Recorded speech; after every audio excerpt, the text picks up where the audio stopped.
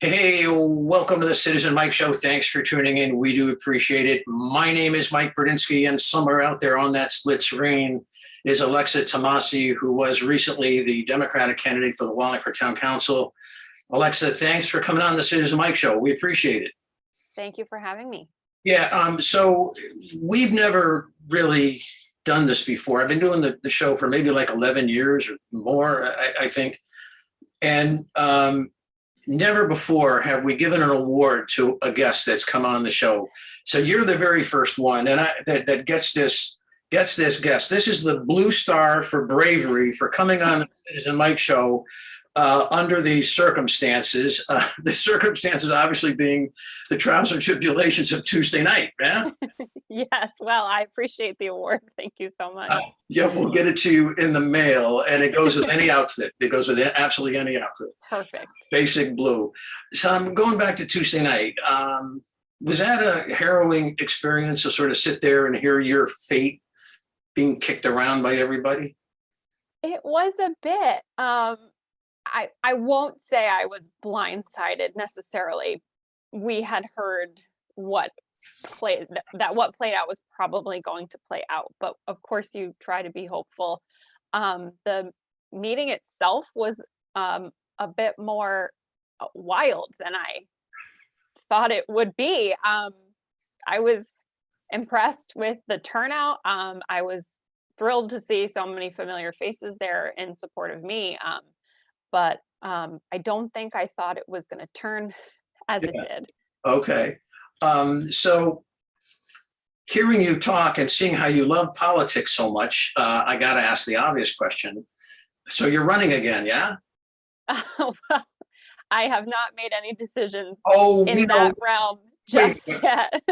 Stop. Besides well, I don't know, I got to take a break. I have to consult with my friends and family. It's up to the Democratic Town Committee. All those excuses not to answer. Let me go at it again. Are you running again? No, I don't think so. I don't know. I really don't know. I sort of thought that once November happened, I was going to have a lot more time to reassess. And then this all happened. So it's almost like I had like a long extension of this election in a way. Yeah. But first and foremost, I am looking forward to actually taking a bit of a breather before I make any decisions. Yeah, I get that. Let's talk about Tuesday night, and I wanted to lay out one of my takeaways and get your reaction to it. And there's several takeaways that I have, but I just want to start with the first one. It seems as though, and by the way, I was not in the room. I was watching, on my screen. But it seems as though you came in peace. You personally came in peace, trying to present yourself as, a reasonable person, a likable person, qualified. You came with some voter support. But from where I was sitting, the outcome was not a mystery. I think I knew like 2 weeks in advance, and I think a lot of folks probably knew 3 or 4 weeks in advance what the outcome was going to be. And I got the impression that some of the speakers who came to the microphone did not necessarily come in peace. They knew what the outcome was going to be also, and they may have come to scold or start an argument. But when the reality sunk in that you were not going to be seated on the Wallingford Town Council, the reaction of the crowd became part of the story. And becoming part of the story was probably not a good thing from your perspective or the perspective of the Democrats. I'm not asking you to agree with me on that. This is just my personal takeaway. But would you just react to what I said, and then we'll go from there? Yeah, I mean, I think I felt sort of pulled in two different directions. I was curious who was getting so upset. But obviously wanting to remain composed and professional just for myself in that moment. I don't think people came to fight necessarily. I think that we did still think that they may not sort of have extended this situation from 1980 all the way to present day. I don't feel necessarily like my party right now is responsible for that. and there were consequences for that when it happened. So I think the speakers came to instill that sort of hope for good faith in following the other precedents that we've seen. But it just didn't play out like that. Yeah, I put together, as I typically do after a council meeting, a collage of video clips. They're all spliced together and there's no separators between them. So I think that discussion was well over an hour, and I boiled this down to 7 minutes and 30 seconds or something. So obviously there's not a lot there, but there is a lot there in another way of looking at it. And my objective in putting together this collage of video clips was to give the viewer a flavor of the substance of some of the comments, but also a flavor of the atmosphere in the room. Because the printed word, I mean, the Record Journal has well reported this, but the printed word can't always get that across, not like a video can. So that's what I had in mind with this one. So let's play that, and we'll be back on the back end of that and chat a little bit more. So 3, 2, 1. It's clear that our town charter is pretty simple about how this situation should be handled, and that is that the town council is charged with the responsibility of appointing a replacement for any opening on the town council for whatever reason. And the only conditions that are specified are that the person chosen be of the same political affiliation of the person who left the seat. We typically will look to the respective local representative party committee of that party and ask for a nomination. And I think that goes back to the point that local party committees who are representative, they're elected by their own registered voters, they're the people that nominate candidates in the first place. Granted, it's not a guarantee, but unless there are strong, legitimate reasons for someone to have objections to this, it's been the tradition and policy of the council to follow those recommendations out of a sense of respect, out of a sense of protocol, out of a sense of courtesy. So if you take it from any number of perspectives, tradition, protocol, courtesy, the way we've done it over the years, and I don't have to point out the number of times it's happened, or qualifications, or from strictly a political point of view, that an opening has arisen from a Democratic seat, who's next, who received the next number of votes. That would seem practical. The nice thing about it is you don't have to explain it.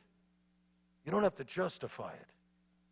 But I dare say, if you choose not to follow my nomination, you need to justify that. But ultimately, it's my decision, and so I need to do what I think is best, for this town and the people of Wallingford. And no disrespect for Ms. Tomassi, she worked really hard on the campaign. I hope she's up here at some point, but unfortunately, I do have another Democrat in mind that I think is a better choice. And so, in the interest of explaining myself, I know it's not going to make anyone happy here, but I feel you deserve the explanation. So, thanks so much. Motion fails. Order. See you.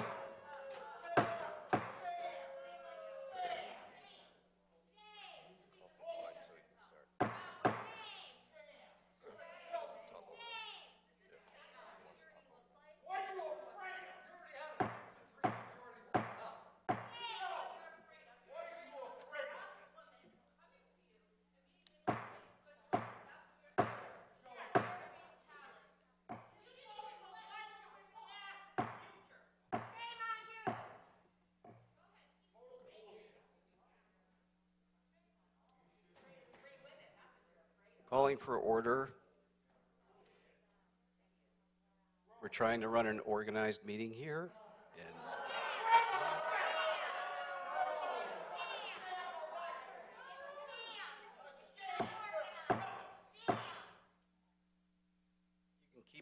you can keep talking and we'll take a recess until you decide you can be orderly.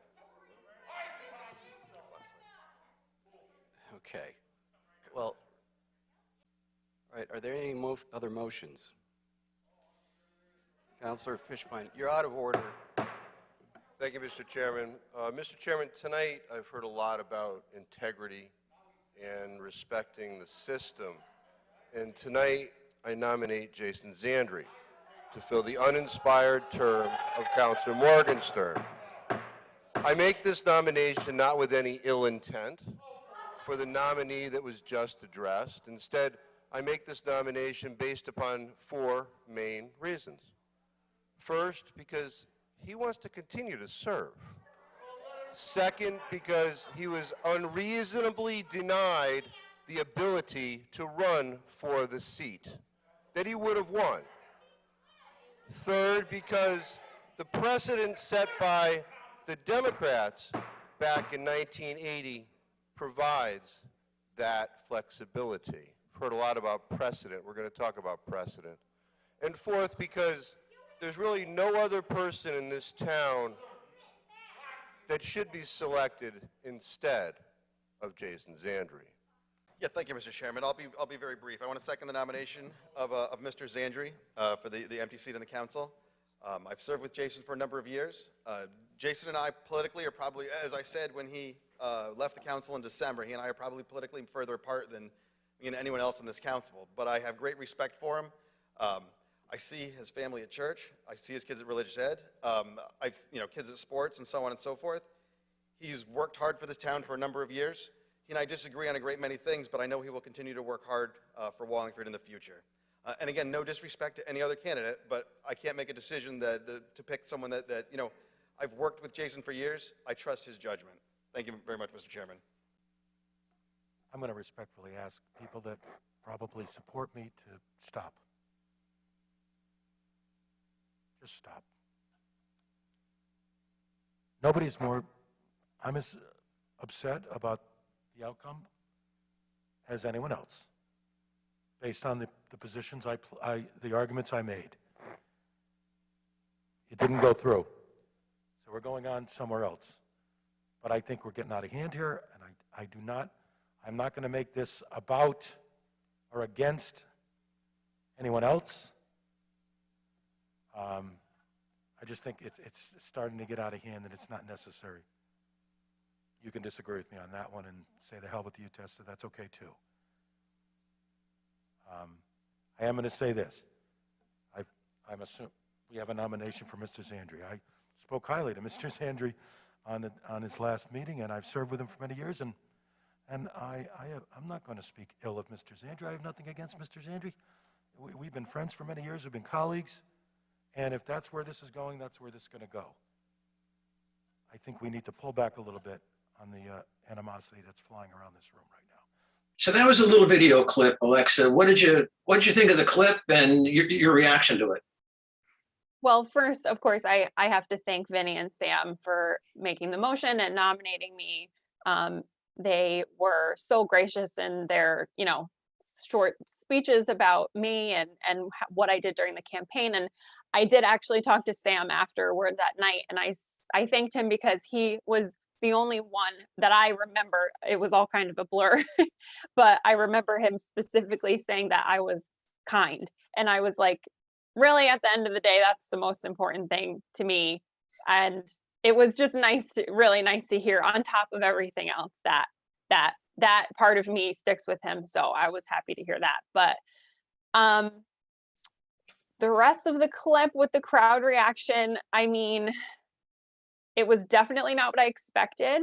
I do think it was warranted. I don't think it necessarily bodes, good or bad for the party. I think that reaction is kind of what you'd expect in a situation like that.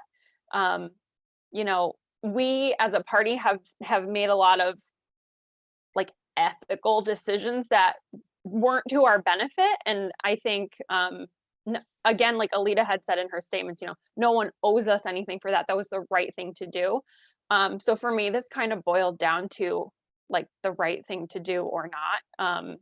And so I think that's why that reaction came from the crowd. So I want to probe you a little bit to see to get your reaction to some possible takeaways that I may have. But the overarching question that I had going into this, or from the meeting, is why, more specifically, were the Democrats so upset, the members of the town committee that were there? And one potential reason, which I don't think is the case, but I wanted to run this by you, was the thinking that Jason Zandri was a Dino, a Democrat in name only, and that as far as policy goes, he was just not acceptable to the Democrats? Was that it, or was it something else? I think it's something else, but I wanted to get your reaction to that. Yeah, I mean, I think it's a mix. So obviously the party had its problems with Jason over the summer, and he resigned from the committee, and he said he didn't want our endorsement and he was going to petition on against us. I am a firm believer that if he was just patient with the process, he would have had a spot on the slate, hands down. I mean, no question. Was an incumbent going to be left off the slate? So that was probably phase one of where the disconnect comes with their choice versus the party's choice, being me. I think the fact that he didn't end up running, he didn't get petition signatures, however that all panned out, played a role too. They appointed a person who didn't run and got 0 votes. So there was a lot of talk about the will of the people and how do we know? And to me, because there's votes, there's quantifiable data that some people, a good chunk of people, I would say for my first time running, voted for me. I obviously didn't make the cut first round. That's how elections go. But someone who got 0 votes, how is their will of the people to back that up, I think? Yeah, I want to address that in a second, but I got another question I want to interject first. Mm-hmm. Here's what I think was really going on, but again, I want to run it by you to audit my books, so to speak. I think what was going on is a public show of the bad blood, the feuding, the dueling between Jason and the Democratic town committee. And the airing of the dirty laundry that came out in public, and people, when people are very or in some sort of a feud and there is bad blood, you become very emotionally invested in the outcome. The winner of that feud is sort of like the Hatfields and McCoys, or the Earp brothers and the Clanton brothers and the OK Corral kind of a thing. And so I think the Democratic Town Committee, my personal view, Democratic Town Committee and Jason Zandri were enemies, and to see your enemy win, to see your enemy beat your friend, and because you're a friend of all the members of the town committee, and you're very well received by them for the long as they've known you. So this seemed to be not about policy disagreements with respect to town council business. This seemed to be policy disagreement with respect to party business. And that explains, I thought, to me, most of the acrimony and the hostility on Tuesday night. Your thoughts on my thoughts? So I can see from your perspective how that is a totally rational thought. I think that Jason still has a lot of friends in the party. I wouldn't say he's a sworn enemy to the vast majority of the committee, of Democrats in town. It was really like a high level disagreement with the candidates and leadership over the summer. And then he left. So there was no sort of mediation of that situation. It was just like he had his sights set on going against us, basically. But I wouldn't say that's blanketed towards everyone on the committee in any kind of way. Well, is this rift? I'll call it rift now. I'm changing my nomenclature. Is this rift irreparable, do you think?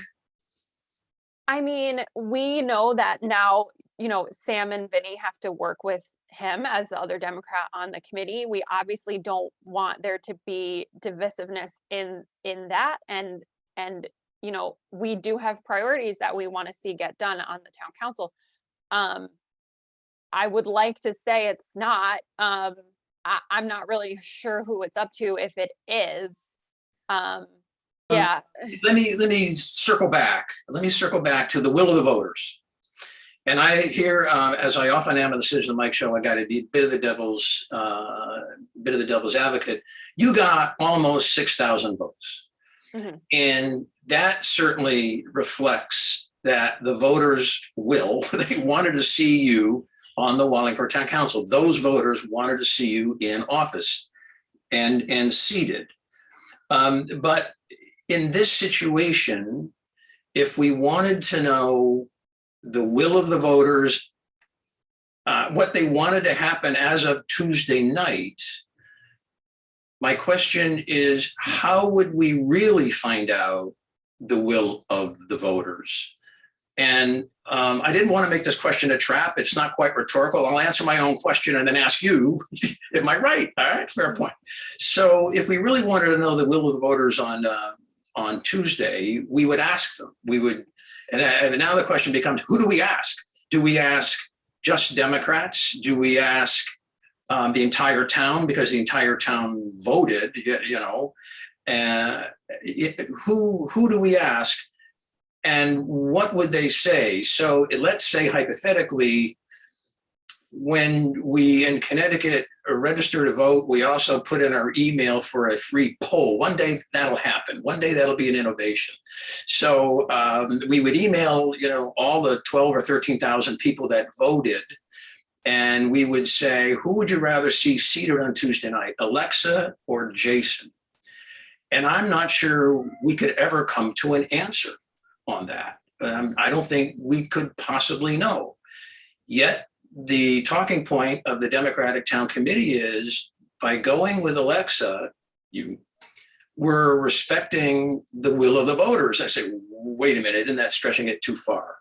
Your thoughts on my thoughts?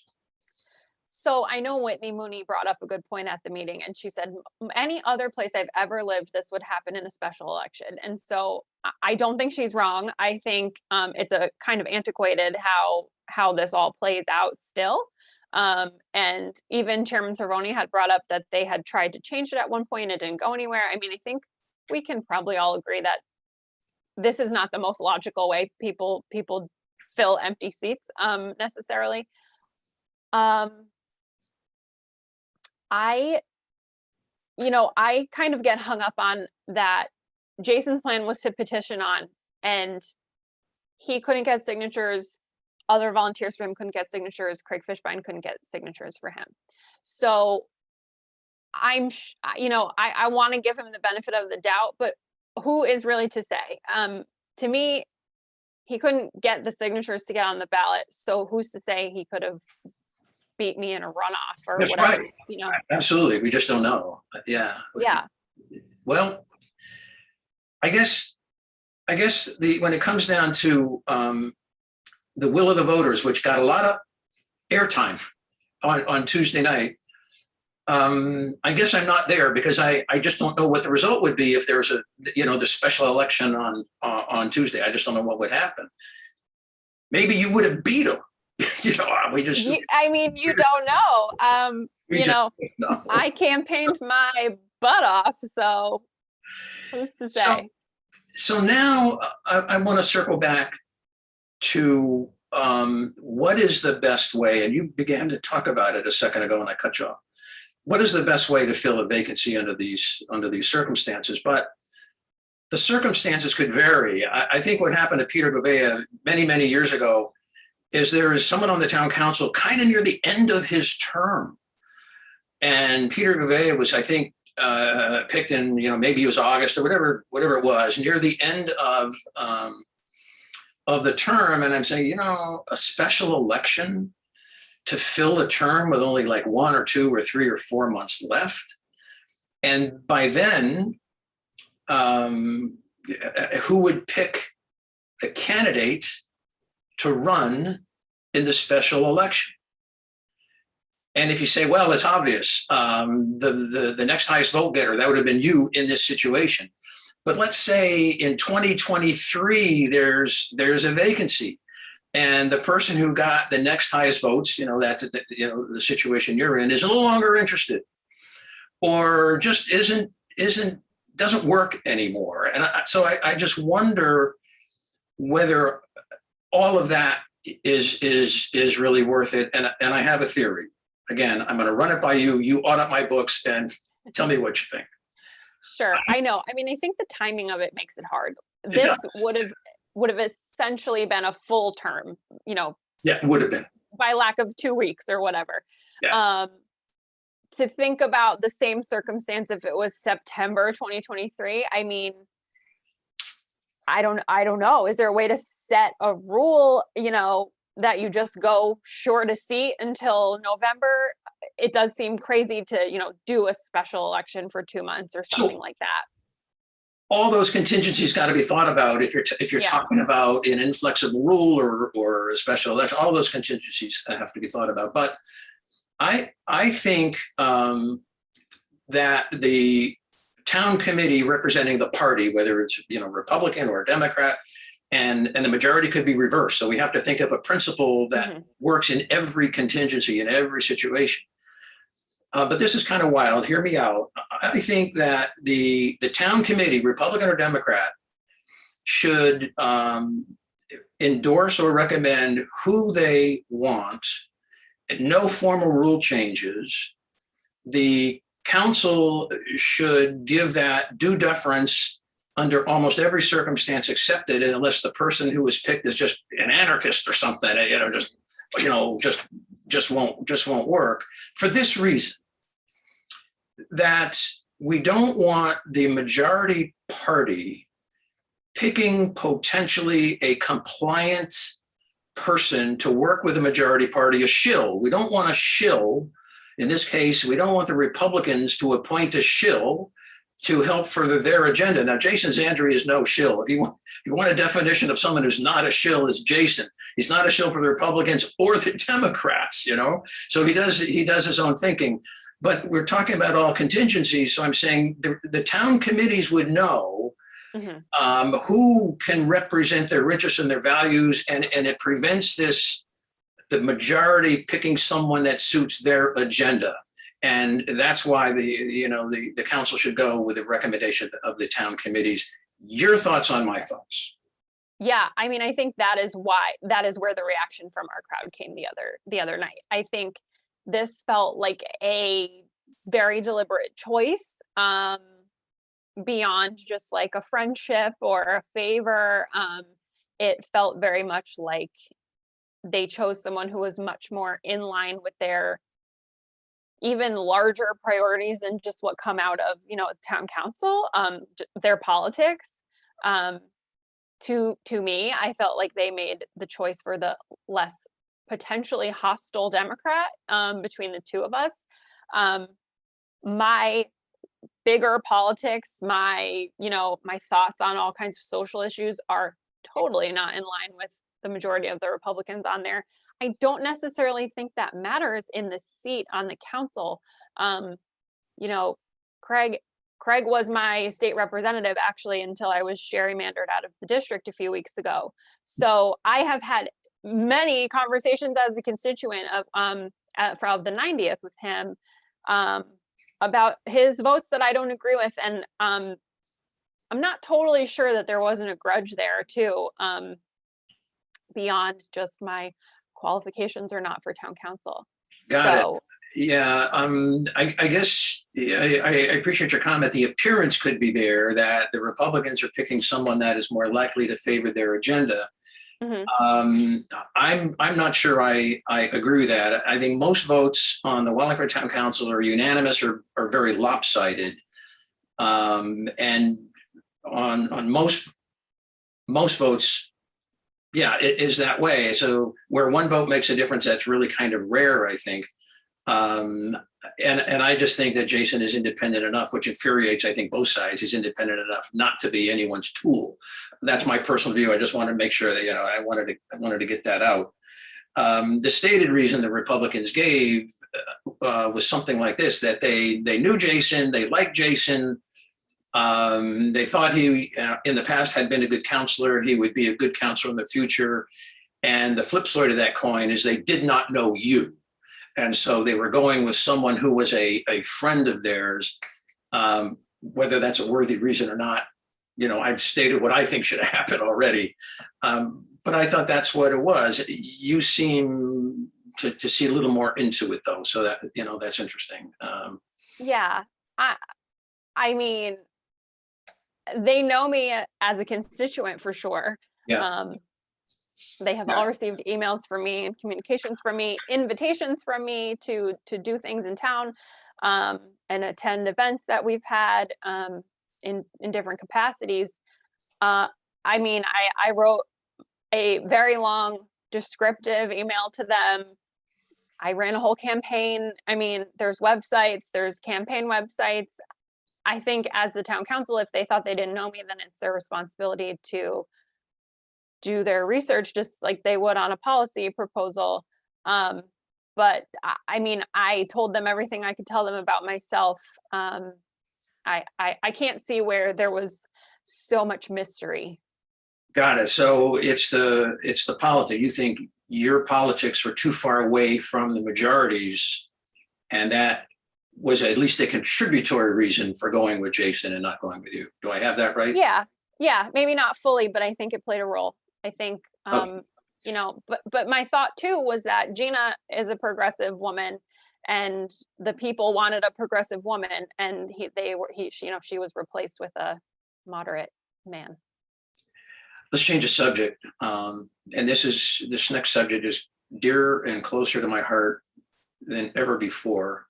It's the issue of ageism. Okay, you ready? You being a young person here. I think the way I'm going to get into this topic is this way. I think the press, the mainstream media is guilty of little ageism when it comes to Joe Biden. Reasonable minds can differ on that. But in preparing for the show, you mentioned that you kind of had your eye on the younger generation maybe coming in greater force, maybe more younger generation candidates. I think that's what you were seeing. Tell me what's in your mind on that issue of younger folks becoming involved. Sure. I mean, so I see nothing from it really other than it excites me. I think we've just seen a wave of younger, even younger than me. I mean, much younger than me running for office really across the country. I think there was a turning point after the Parkland shooting. There's been a lot of new people running for office strictly based on those kinds of issues around gun violence prevention and mental health supports and school safety. Hamden in November elected 3, I mean, I don't even know if they're millennials, maybe Gen Z, people to their legislative council and their board of ed. There's a number of people running for state senate and state house already for 2022, who are considered, young in terms of traditionally who runs for office. I think my generation has had a really interesting experience, coming to be 30. We have lived through so much history and worldwide struggle. And I think the core of where we come from, for the most part, is just like, how do we make things better for everyone? Like life can be easier, healthier, happier, better for everyone. And we haven't seen that really from our elected officials on a large scale thus far. And so we're saying, we're going to step up and try to do something and see if it can make a difference. Do you see the younger generation of voters and candidates as being more progressive on balance? It's hard to say. I mean, your bubble is your bubble, but I would say people I went to school with, an even mix. I wouldn't say every young person's by far a progressive, but I think I'm seeing the people who are running tending to skew that way. And related to this, at least in my mind, is the issue of social media, that the younger generation is much more skilled and with their devices and programs and apps and everything else. So I want your thoughts on the interplay between social media as a tool for a politician or aspiring politician. Does it work or does it not work? And I look at, some of the social media posts in Wallingford, and so many of them are nasty and cheap shots. And, if a public official went, online to post their thoughts, they might be greeted with a barrage of nastiness. Your thoughts on how social media might help or hurt? Well, it is the Wild West. I mean, when you post anything anywhere, you better be prepared for all opinions. But I think it's a useful tool. I mean, when we say like meet people where they're at, a lot of people are on Facebook or Instagram or Twitter or TikTok now. It doesn't have the same, like, I don't know, as a ad in the newspaper isn't maybe the best way for me to reach my people. You're going to get both sides no matter what, and you just have to sort of know what to tune out, when to engage, when to not engage. I've done social media as my job, my real job, since 2014, and I have dealt with everything from like death threats to you saved my life. I mean, it's really like a whole gamut of things. People are very open. People will share more than you ever thought. But they will also share their thoughts on you in a major way. Look out. You just have to be ready for it and have sort of a strategy. So when I look at the Wallingford situation, the limited view that I have is that Vinny Testa doesn't post a lot on social media, but he probably posts a little more than anybody else. I mean, I almost never see, probably do never see Board of Ed people. Actually, Rajan actually posts a lot. Mm-hmm. And maybe that's the only one. On the town council, it's very rare that I see anyone posting up. Therefore, if you were elected one day, would we see you being more active on Wallingford's social media pages? Yeah, I mean, I think it's a great line of communication. I mean, I know that I've had trouble getting emails back from people, so I wouldn't venture to say you'd maybe be more likely to get an answer, but I mean, it's at this point a main line of communication for most people and constituents. So I think you need to make yourself available there. Let's change the subject again. I wanted to talk to you about at least some national or state issue that is in the news to get your thoughts. The Citizen Mike Show wants to morph slightly towards some of these more national hot button issues. We did critical race theory, a while back, and there's other topics on my radar. And you can't listen to the news these days without hearing the latest COVID report and what's happening with the state level, the national level, local level. There was an article recently, I think today in the Record Journal, about how a health official in Florida got reprimanded because he encouraged all the staff to get vaccinated and he was pulled off the job or something. And anyway, what's your thinking about how the national government has handled COVID?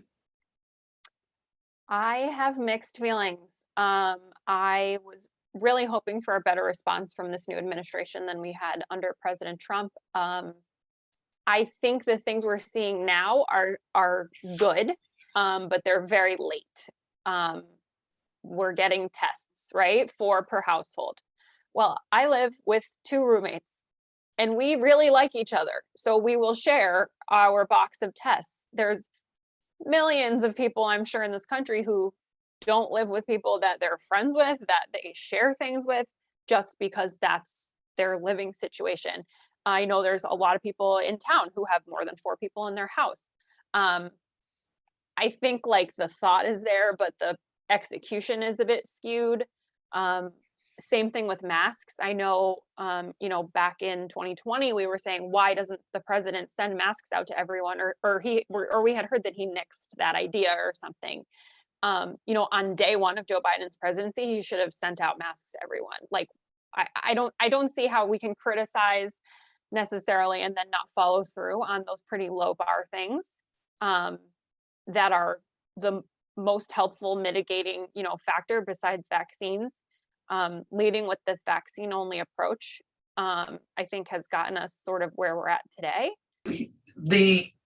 One of the problems that I see is with masking, with testing, and with vaccinations, that when you have the state of Florida, let's say, sort of frustrating the national conversation about let's mask, let's get vaccinated, let's test, let's social distance. The top executive in the state of Florida discouraging that, and he's not the only one. And there's data out there that in conservative Republican circles, especially in rural areas, there's resistance to this. Almost not wearing a mask is a statement of pride. It's putting a stake in the ground.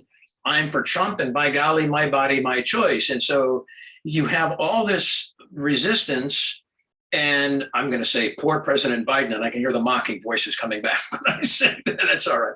But I just wonder, is it an impossible job? Yeah, I mean, it is an insurmountable task at this point. I think it's deeper than what any one president can really handle as a beacon or an enemy. We have this thought process in America that it's individualism or death. I think that's part of the lack here. We have never done like community care, and people are really only thinking for themselves in a lot of ways. I wouldn't say everyone thinks that way, but I think that's part of it, and it's also geographic, if that's really your mindset or not. I of course would like everyone to get vaccinated. I know that people are not, so we have to think of what else we can do and what the government can provide to make it easier for people to be safer, to not get sick, to not spread. And I think we knew that, and it's just taken a really long time to get here with tests and masks and whatnot from the government. I've seen a lot of things from people in other countries who say, I could get 7 tests a day if I wanted to. So this sort of just imbalance of like the American exceptionalism of living here and sort of seeing how other places are handling this, seeing what other governments are providing for their people, can be a bit really can shake you. Give him a grade. Give President Biden a grade on his response to the pandemic. Oh gosh, I don't think it's a failure. Maybe like a B-. I've just seen too many things that have sort of disappointed me after the fact. I read a story that, I think it was after Thanksgiving, but in October, he had declined to do the test, send the tests and whatever. And I don't know, I'm not a public health official, I'm not a doctor, but to me, it would make sense to let people have tests right after Thanksgiving, right before Christmas. I'm happy we're getting them now, but how many people got sick in the first wave of Omicron because we didn't have tests? You couldn't get them at the store, you couldn't get them in a drive-through, Yeah. To say no in October and, look toward what people were thinking was going to be the first time they could celebrate holidays together in a long time. It just seems a little misguided. I won't argue with you on that. But let's make that the final word. Sure. I want to thank you for coming on the show. You have your blue star of bravery that is coming in the mail. Thank you very much. Wear that proudly. And good luck in the future. So again, thanks. And thank you, viewers, for watching the Citizen Mike Show. We do appreciate it. We try to produce these now maybe twice a month, maybe a little more, maybe a little bit less. And again, thanks, Alexa. See you next time around.